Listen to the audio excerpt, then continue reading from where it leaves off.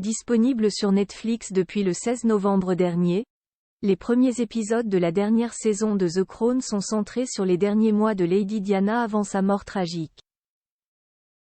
Dans l'épisode 3, on peut voir son compagnon Dodi Al-Fayed s'apprêter à la demander en mariage.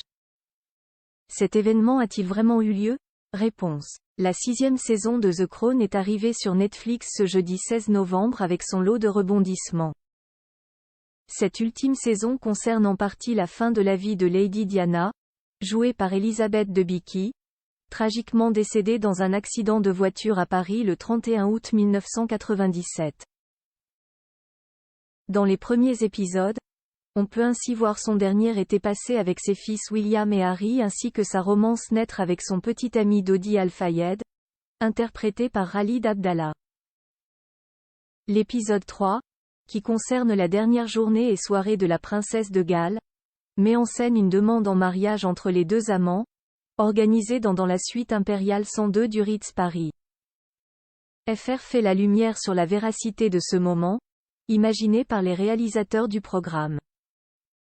Dans l'épisode, le producteur de cinéma ne pose pas directement la question fatidique, mais l'ex-femme de Charles comprend tout de suite son intention. « J'ai une question à te poser, à laquelle j'espère que tu vas me dire oui », demande Dodi en mettant un genou à terre. « Non, non, non, non », s'empresse de rétorquer Diana. « Arrête, ne fais pas ça. Cesse de la folie.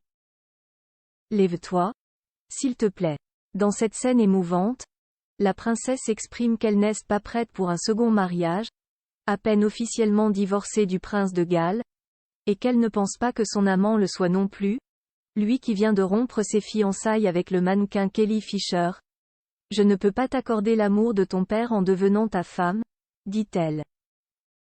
Il est impossible de confirmer que Dodi Al-Fayed avait bien proposé à Diana de l'épouser juste avant leur fin tragique.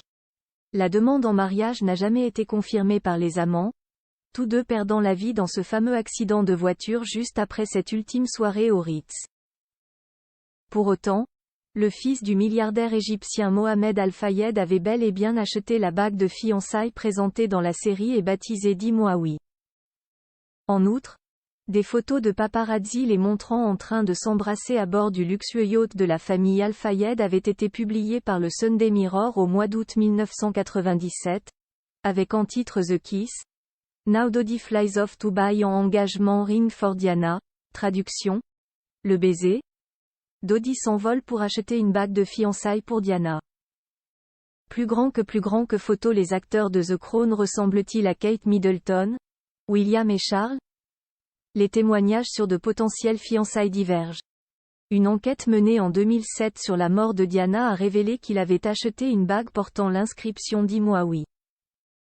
Des images de vidéosurveillance montrent Dodi à l'intérieur d'une bijouterie parisienne en train d'examiner plusieurs pièces, tandis que d'autres images montrent Claude Roulet, assistant du président du Ritz Paris, en train de ramener une bague dans un sac dans la suite du couple.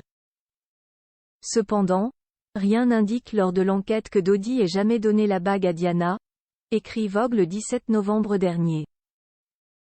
Si je me souviens, il y avait une sorte d'histoire romantique selon laquelle Dodi avait demandé une bague de fiançailles et qu'ils l'avaient choisie ensemble, ce qui n'était pas vrai, avait même déclaré Claude Roulet.